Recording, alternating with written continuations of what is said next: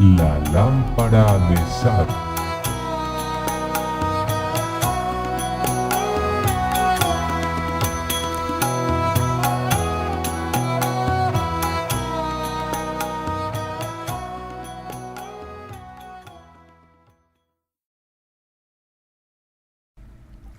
La lucha del ego.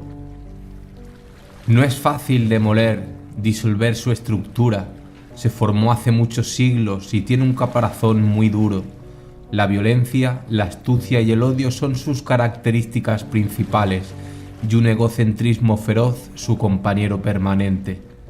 No puedes combatirlo empleando la voluntad o la fuerza, pues la voluntad es el ego mismo, una forma de alimento. Cualquier esfuerzo lo fortalece y le da más energía. El ser humano resulta aún más poseído y la degradación es todavía mayor. Ni las esperanzas, ni los ideales, ni las creencias fraudulentas contienen las semillas del cambio y la renovación.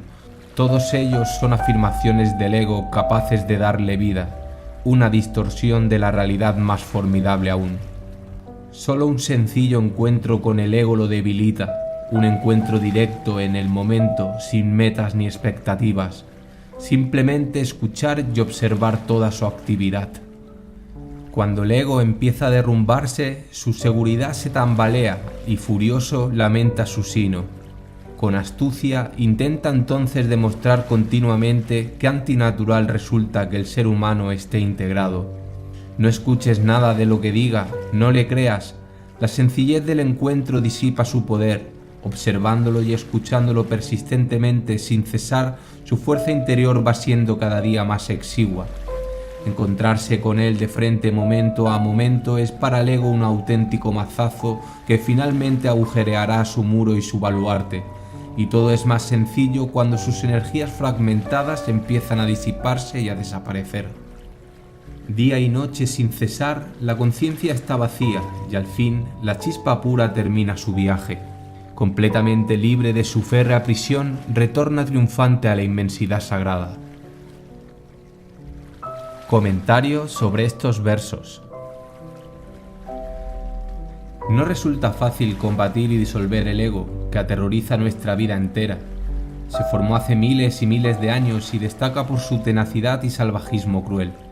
La ambición, la codicia, el orgullo, el odio y la violencia son sus rasgos principales y su persistente meta es satisfacer su egocentrismo despiadado. Cualquier confrontación directa con el ego está destinada a fracasar, pues el deseo, la voluntad y el esfuerzo o cualquier clase de lucha son precisamente sus características, que no hacen sino estimular su actividad.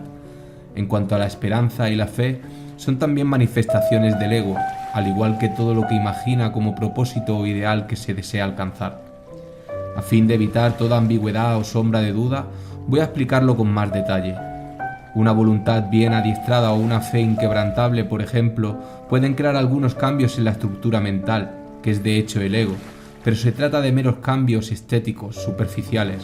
Su núcleo sigue siendo el mismo, más degradado aún, pues adopta la engañosa máscara del hipócrita, que intenta camuflar su fealdad interior. Tras haber probado la mente individual, insatisfecha consigo misma, todo tipo de métodos, análisis y fes a fin de provocar en sí misma algún cambio de comportamiento, al final se da cuenta de su propia impotencia y se niega a dar un paso más. Y en ese estado de pasividad, la clave para trascenderse a sí misma se revela de repente. En silencio, una mente nueva, inmensa y limitada, acompañada de energía y luz puras, envuelve todo nuestro ser. A partir de ese instante, todo movimiento del ego se disipa automáticamente sin intervención alguna del que lo experimenta. La inactividad de la mente, la atención lúcida y la sencillez de nuestro encuentro con el movimiento de la vida representan, de hecho, la muerte del ego. Ahora bien, en cuanto el ego ve peligrar su autoridad, se afana en su actividad con tenacidad redoblada. A veces se vuelve violento, a veces se arrepiente de ello y luego, con astucia, intenta convencernos de la absoluta inutilidad de recorrer este camino. No para de decirnos que integrarnos en lo infinito es antinatural y que el placer y la satisfacción personal son más apropiados para la naturaleza humana. A todas estas tentativas suyas respondemos con un rotundo no. No le hagas ni la menor concesión, por muy conmovedoras y convincentes que sean su actitud y sus intervenciones. La sencillez del encuentro con el caótico movimiento del ego es un auténtico mazazo para el baluarte que conserva su contenido y sus energías siempre fragmentadas. Un día imposible de predecir, su muro de protección se resquebrajará y será el principio de la liberación o el despertar. Por esa grieta, el contenido de la vasija que mantiene sus valores falaces y su larga existencia imaginaria empieza a escaparse y se disuelve. Finalmente, la chispa pura, verdadera naturaleza del ser humano, liberada de las sucesivas capas de materia, retorna victoriosa a la fuente divina, a su hogar.